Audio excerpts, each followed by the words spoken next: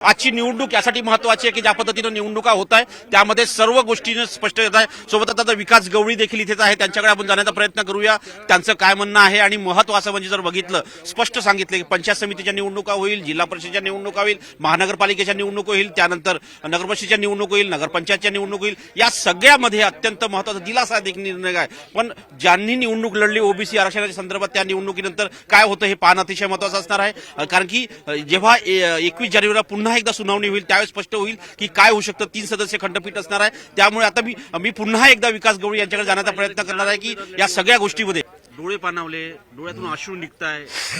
तुम्ही आता निकाल आला तरी तुम्ही तुमचे डोळे का पाणावलाय? जे नगर पंचायत आणि नगरपालिकेमध्ये लोक निवडणूक लढतायत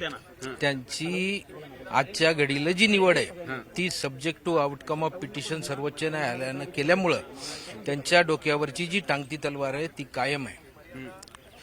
289 लोकांची जशी या अगोदर पदं गेली होती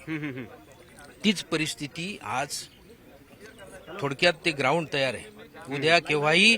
या सगळ्या लोकांच्या डोक्यावर टांगती तलवार कायम असल्यामुळं यांच्या विरोधात कोणी कधी कशी जरी पिटिशन केली तर यांच्या पदाला धोका होण्याची शक्यता नाकारता येत नाही। आणि एक व्यक्ती मारण्याचं जेवढं पाप एखाद्याच्या माथी लागते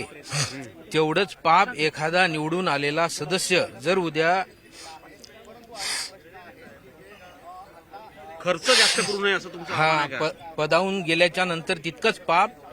त्या पदावून काढणाऱ्याच्या माथी लागते। तर ते पाप मला समजल्याच्या नंतर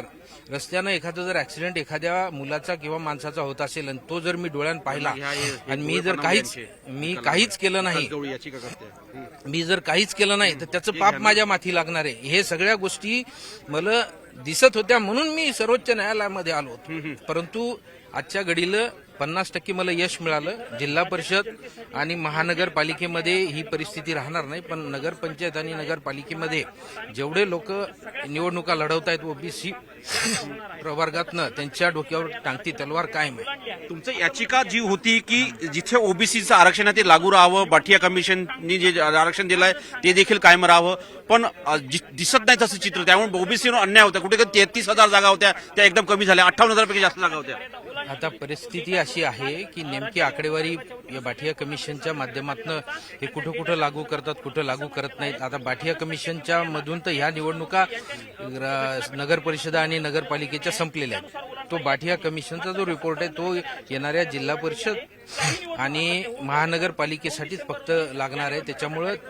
त्या ठिकाणी काय आकडेवारी राहील हे बायफर्केट केल्याशिवाय त्याच्यामध्ये सांगता येणार नाही। परंतु बाठिया कमिशन शिवाय ओबीसीला आरक्षण देता येत नाही हेही तितकंच खरं आहे। आणि जर बाठिया कमिशन आपण बाजूला करतो म्हटलं तर या राज्यामध्ये ओबीसीचं आरक्षणच कायम राहत नाही, हे मात्र कन्फर्म आहे। हे होते विकास गवळी याचिका करते आहे। त्यानंतर आपण जर बघितलं आपण तर इथे विविध वकील आलेले आहेत, त्या वकिलांसोबत चर्चा करण्याचा प्रयत्न करूया। महत्वाचं म्हणजे जर बघितलं विविध याचिकाकर्त्यांचे वकील आहेत, त्यांचं म्हणणं असं आहे की साधारणतः या सगळ्या घडामोडीमध्ये अत्यंत महत्वाचं हे आहे की निर्णय आलेला आहे 21 जानेवारीला पुन्हा एकदा सुनावणी होणार आहे आणि सुनावणीत काय होतं हे पाहणं अतिशय महत्वाचं असणार आहे। त्यामुळे ज्या पद्धतीनं याचिकाकर्त्यांचे होते इंदिरा जयसिंगनी जे बाजू मांडली, त्यानंतर इतरही नेत्यांनी बाजू मांडलेली आहे, इतरही ॲडव्होकेटनी आपली बाजू मांडली, या सगळ्यांमध्ये अत्यंत महत्वाचं आहे ती 21 जानेवारीला विकास गवळी आता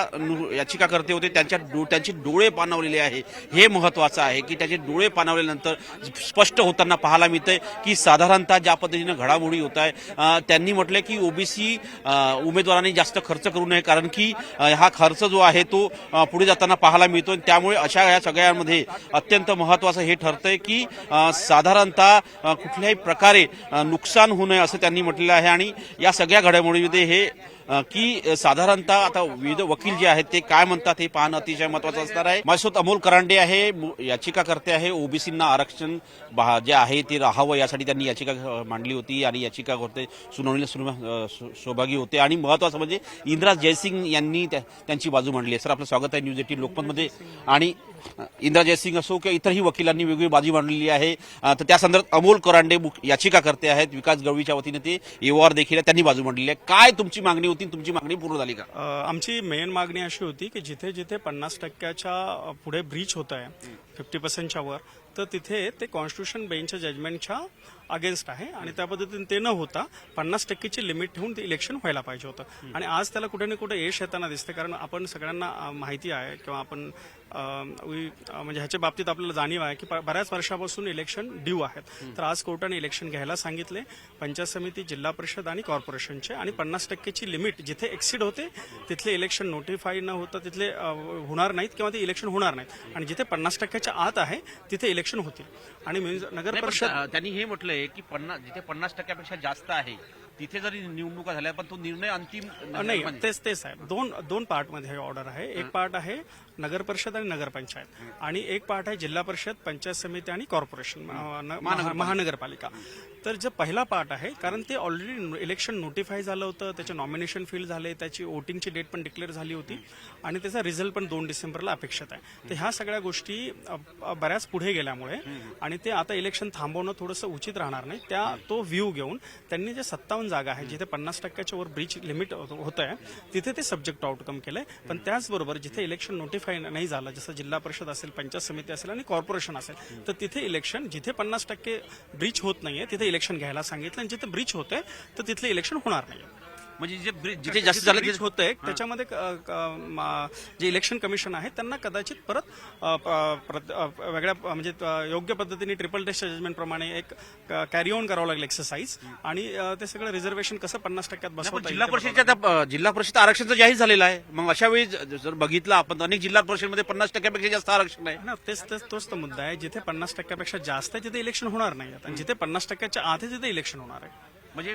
दोन्ही प्रक्रिया सायमल्टेनियसली चालेल नाही ते आता इलेक्शन कमिशन कशा पद्धतीने त्या गोष्टीला घेतं कसं इम्प्लिमेंट करतं त्याच्यावर अवलंबून आहे साधारणतः आपण अपेक्षा करावं लागेल एकतर जिथं 50% ब्रीच होत आहे तिथं त्यांना परत ते एक तर 50% बसवणं असं अपेक्षा आपण ठेवू शकतो कारण तेच कायदा आहे आणि त्या पद्धतीने त्यांनी ऍक्ट करायला त्याची अपेक्षा आहे पण जिथे 50% ऑलरेडी आहे तिथे ते इलेक्शन घेऊ शकतात आणि तेच कोर्टाने सांगितलं आणि ते घ्यावेत असंही डायरेक्शन दिलेत म्हणजे महानगरपालिका जिल्हा परिषद पंचायत समिती सर्व निवडणुका होईल पण 50%च्या आत जिथे 50% ब्रीच होते तिथे नाही होणार जिथे 50% ब्रीच होत नाही आमच्याकडे एक टेंटेटिव्ह डाटा आहे तर 336 पंचायत समितीपैकी 82 ठिकाणी ते ब्रीच होत आहे तर मग आपण असं गृहीत धरू किंवा असा अंदाज बांधू शकतो 336 वजा 82 सोडून जिथे पंचायत समिती आहे तिथे ते इलेक्शन होईल त्याचबरोबर 32 जिल्हा परिषदापैकी 17 ते 20 अशा ठिकाणी ते 50% एक्सीड होत आहे तर आपण असं गृहीत धरू की तिथं होणार नाही पण जिथे एक्सीड होत नाही तिथं होईल तर ही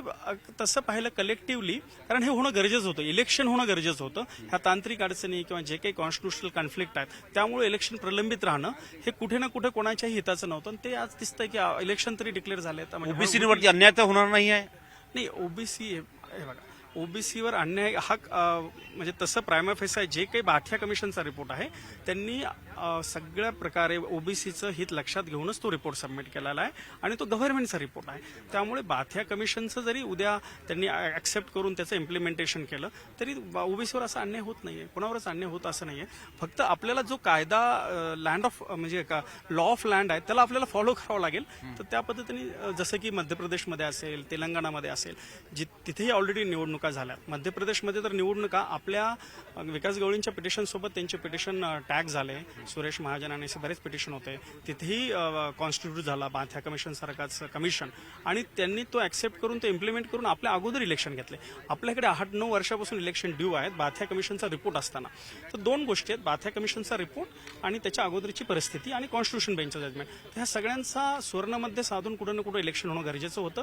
आज आपल्याला एक 50% त्यात यश आल्यासारखं आहे 75% यश आल्यासारखं आहे कारण कुठे ना कुठे 50%ची लिमिट पाळून जवळपास लोकल सेल्फ गव्हर्नमेंट बॉडीज जो की आपण म्हणू की that is a soul of rural democracy तर ते कुठे ना कुठे इलेक्शन होत आहेत संध्याकाळपर्यंत ऑर्डर येईल हा येईल उद्या येईल किंवा संध्याकाळपर्यंत येईल मी तुम्हाला उद्या शनिवार आहे त्यामुळे शक्यता कमी आहे अपेक्षा आहे की आज आली तर म्हणजे सगळ्यांसाठीच ते ऍक्सेसिबल राहील अंडरस्टँड करण्यासाठी आणि कारण की सोपं आहे त्यामुळे वेगवेगळे विविध ऍडव्होकेट विविध पद्धतीने याची माहिती देत आहे कोणी म्हणतात निवडणुका होत आहे म्हणजे आम्हाला जी ऑर्डर आम्ही तर समोर होतो तुम्ही पाहिलं आय वॉज ऑल्सो आर्ग्युइंग तो जे काही ऐकलं आम्ही आणि त्या पद्धतीने आणि ज्या पद्धतीने ऑर्डर केली तर त्याचा अर्थ असाच आहे आणि असाच लावला तर तो योग्यच योग्य होईल. धन्यवाद. हे होते अमोल करांडे यांनी अतिशय स्पष्ट सांगितलंय की संध्याकाळपर्यंत ऑर्डर येईल, पण महत्वाचं म्हणजे जिथे आरक्षणाची मर्यादा ज्यांनी ओलांडली आहे तिथल्या संदर्भात निवडणुकीच्या संदर्भात काय काय स्पष्टीकरण कोर्टाने दिले नाही, पण जिथे आहे आतमध्ये आहे तिथे निश्चितपणे निवडणुका होईल. महानगरपालिका असो किंवा मग जिल्हा परिषद असो, पंचायत समिती असो, या सगळ्यांमध्ये निवडणुका आहे. नगर परिषद आणि नगरपंचायतच्या निवडणुका सुरूच आहे असंही त्यांनी स्पष्ट केलं. नवी दिल्लीहून व्हिडिओ जर्नलिस्ट प्रकाश सह प्रशांत दास, न्यूज 18 लोकमत.